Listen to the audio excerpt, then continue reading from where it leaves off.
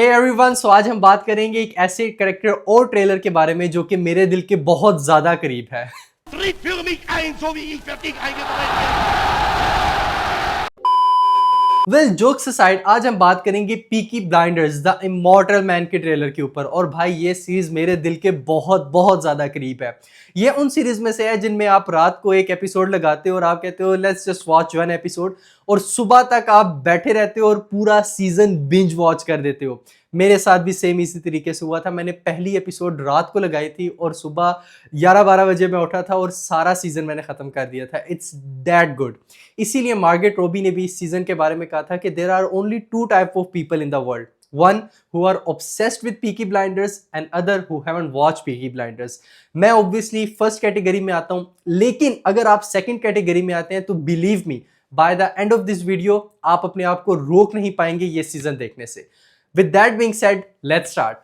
तो first shot में हमें थॉमस शेल्बी का जो कैरेक्टर दिखाया जाता है उसके अब वाइट बाल आ चुके हैं, जिससे हमें ये चीज़ पता चलती है कि अब वो थोड़ा सा ग्रो हो चुका है, अब वो थोड़ा सा ज़्यादा एक्सपीरियंस्ड हो चुका है।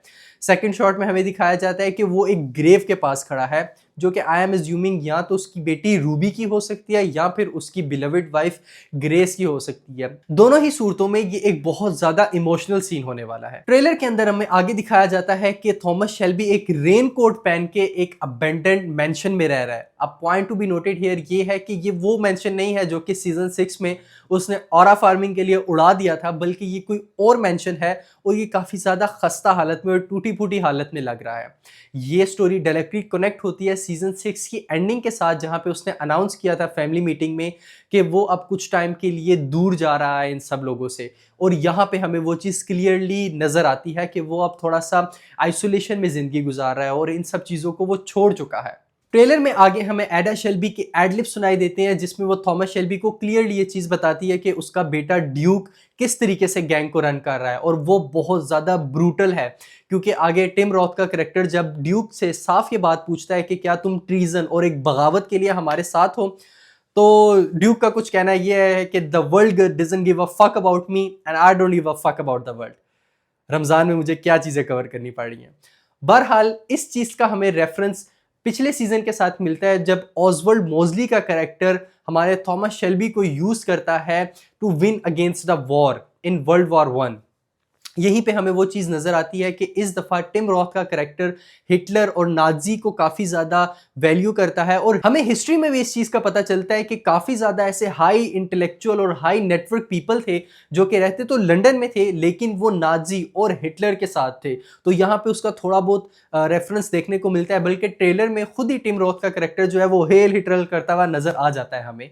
तो यार अब बात करते हैं एक ऐसे शॉट के बारे में जो कि मेरा पर्सनल फेवरेट है, क्योंकि इसमें हमें जॉन विक वाली वाइब आती है। मैं बात कर रहा हूं इस शॉट के बारे में जहां पर थॉमस शेल्बी गैरिसन के अंदर वॉक इन करता है और लोग उसे पहचान नहीं पाते।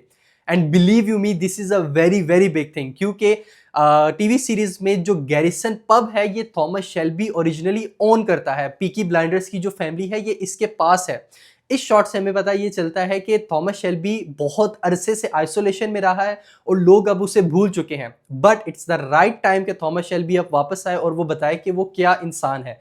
क्यों मैं जॉन विक के बारे में बात कर रहा हूँ? जॉन विक के कैरेक्टर और उसके वर्ल्ड में भी सेम इसी तरीके की कुछ बहुत ज़्यादा सिमिलैरिटीज़ थी। जॉन विक भी एक फॉरगॉटन कैरेक्टर था, उसने भी सारी चीज़ें छोड़ दी थी। वहाँ पे बस फ़र्क ये था कि उसके कुत्ते को मार दिया गया था, और यहाँ पर आगे हमें पता चलेगा कि इसके बेटे के साथ कुछ बहुत ही ज़्यादा ट्रेजिक एक्सीडेंट होता है। इस शॉट में जहाँ पर जॉन विक का जो सूट है वो बहुत ज़्यादा टूटा फूटा है और बहुत ज़्यादा गंद लगा हुआ है, और मुझे लगता है कि ये वो शॉट है जहां पर जॉन विक अपने बेटे को या तो मार देगा या फिर खो देगा। तो यार अब बात करते हैं उस आइकॉनिक लाइन के बारे में जिसकी वजह से थॉमस शेल्बी का कैरेक्टर इतना ज्यादा फेमस है। एंड बिलीव मी, इस एक लाइन के अंदर थॉमस शेल्बी के कैरेक्टर की पूरी डेप्थ नजर आती है। When he said that he nearly got fucking everything. अब ट्रेलर में आगे कंटिन्यू करते हुए he said that nearly doesn't fucking count, and believe me भाई, believe me, ये लाइन कितनी ज़्यादा हैवी है मैं आपको बता नहीं सकता। क्योंकि 1919 के अंदर, वर्ल्ड वॉर 1 के अंदर, he is supposed to die in the artillery, he is supposed to die in the bombing, he is supposed to die in the tunnels, but वो इन सारी चीज़ों से बच जाता है। and when he got saved और वर्ल्ड वॉर 1 ओवर हो जाती है, देन ही रियलाइज्ड कि मेरे पास जो मेरी बाकी की ज़िंदगी है वो एक एक्स्ट्रा टाइम के तौर पे है, और अगर मेरे पास ये बाकी की ज़िंदगी एक्स्ट्रा टाइम है तो आई विल अचीव एवरीथिंग। मैं एक अच्छी फैमिली अचीव करूँगा, मैं एक अच्छा बिजनेस अचीव करूँगा, मैं गैंग बनाऊँगा, मैं पॉलिटिशियन भी बनूँगा। He will try to be a mortal man. इसीलिए इस मूवी का ट्रेलर है द इमॉर्टल मैन। हमें सीजन्स में बार बार ये चीज़ नज़र आती है कि वो डरता है। जब वो आर्थर शेल्बी के अंदर वो सारी कमज़ोरियाँ देखता है जो कि उसके अंदर भी है, वो इसीलिए आर्थर शेल्बी के ऊपर इतना ज़्यादा गुस्सा होता है, क्योंकि वो उन चीज़ों को भुला नहीं पाता। वो इस चीज़ के बारे में अभी भी अशेम्ड है कि उसको डिप्रेशन के लिए मेडिसिन खानी पड़ती है। लेकिन जो चीज़ मुझे इसके बारे में, इस कैरेक्टर के बारे में सबसे सबसे ज़्यादा अच्छी लगती है वो ये कि वो कभी भी अपने एनिमीज़ को ये सारी चीज़ें वाज़िया नहीं होने देता। इसीलिए वो जब भी किसी मीटिंग पे जाता है तो उसका एक ऑरा बिल्कुल अलग होता है।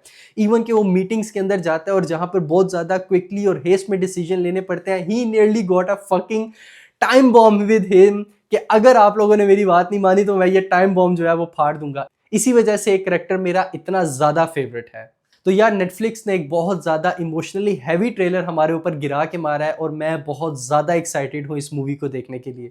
6 मार्च को ये यूएस में थिएटर्स में रिलीज़ होगी। आई डू होप कि ये हमारे पास भी सिनेमा में रिलीज़ हो, ताकि एक अच्छी क्वालिटी में, अच्छे सिनेमा में मैं इसको एक्सपीरियंस कर पाऊँ। लेकिन अगर ये नहीं होती तो 20 मार्च को ये प्रॉपर नेटफ्लिक्स के ऊपर ड्रॉप हो जाएगी और हम उसके ऊपर बात ज़रूर करेंगे।